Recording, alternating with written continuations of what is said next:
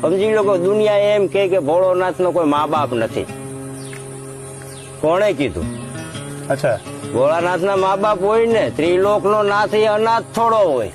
મન હરી ગયો મારો માતા અનસોયાનો બાળ. તો એમાં તો ત્રણેય છે, બ્રહ્મા વિષ્ણુ મહેશ ત્રણેય છે, તો ભોળાનાથ એ છે જ.